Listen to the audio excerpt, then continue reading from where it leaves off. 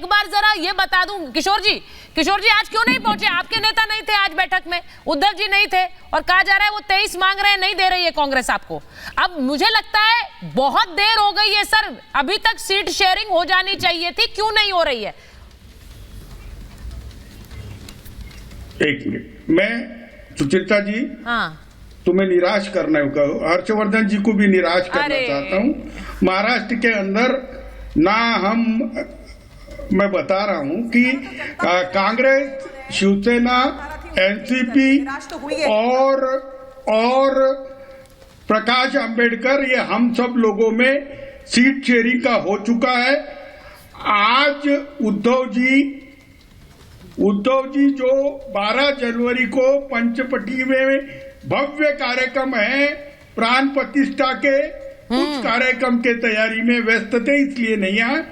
और आप इतनी चिंता क्यों कर रहे हो?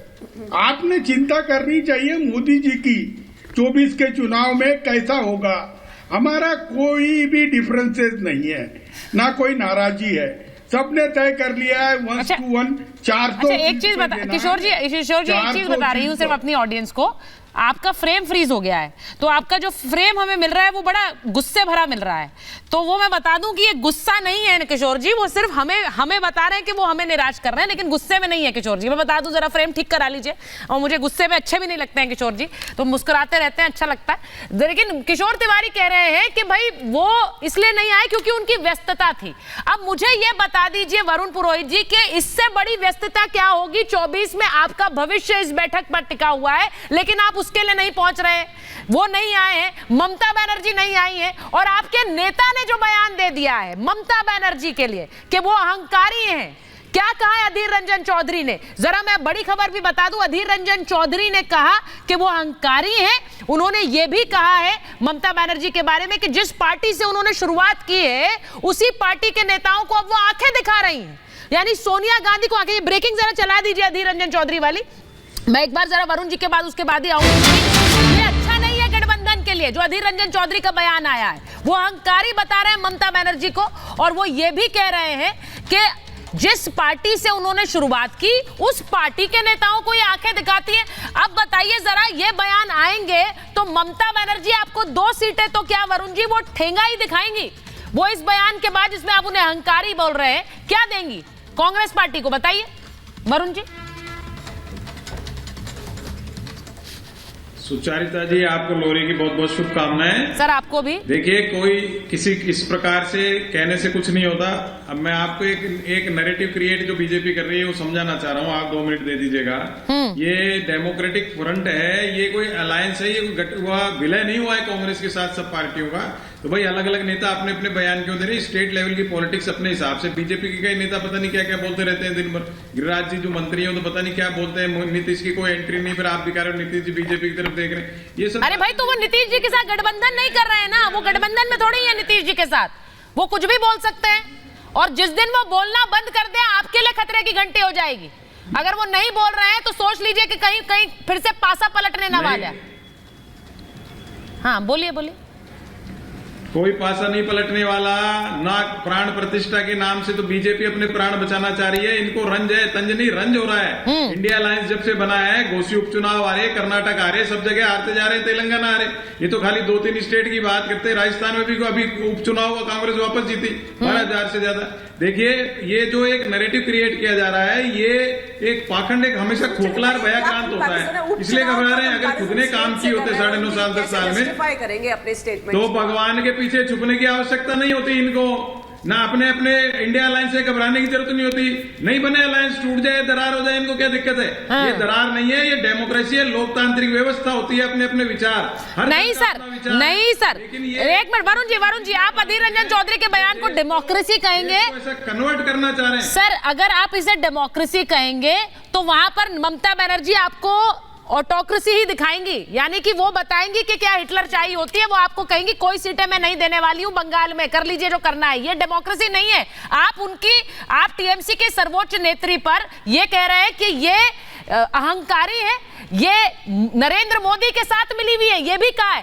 मैं एक बार संजय सरकार जी को ले आइए, संजय मिश्रा जी, उसके बाद आपके पास आ रही हूं। संजय सरकार जी को ले आइए जरा एक बार। संजय सरकार जी, ये बयान दिया है अधीर रंजन चौधरी ने आपकी नेत्री के बारे में, और उसके बाद भी आप लोग सीट शेयरिंग कर रहे हैं। अगर आपको मंजूर है तो फिर सब ठीक है।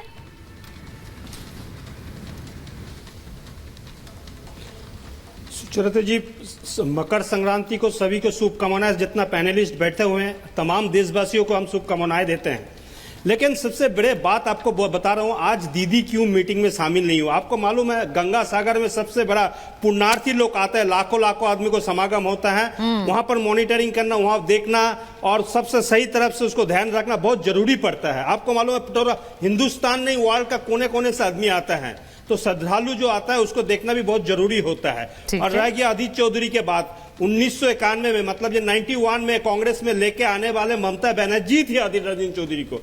अगर भूल सकते हैं उसको कर्म को, लेकिन जिस तरफ से अधीर चौधरी बयान देता है वो भारतीय जनता पार्टी को हाथ से काप से प्याला से चाय पीते हैं और दीदी को खिलाफ बोलते रहते हैं, ये सही नहीं है। पहले तय करना है वो भारतीय जनता पार्टी को खिलाफ लड़ेंगे और अदरवाइज उसको तय करना भारतीय जनता पार्टी को फेवर में जाना है। ये नेले पे दहला वरुण जी तो ये नहीं लड़ सकता। ये भारतीय जनता पार्टी को हार से तमाकू खाने वाला इंसान है और तमाकू हमेशा खाते रहता है। लीजिए, में ये भारतीय जनता पार्टी से मिले हुए अब लीजिए, यहाँ पर का वो राम बाम कांग्रेस सब मिलके एक गोट हुए हैं। अब देख लीजिए, अब ये देख लीजिए, संजय सरकार जी नाराज है और वो कह रहे हैं कि अधीर रंजन चौधरी ये भूल गए उन्हें कौन लाया था पार्टी में। नहीं है, अब ये नेले पे दहला है, इसको आप कैसे झेलेंगे वरुण जी?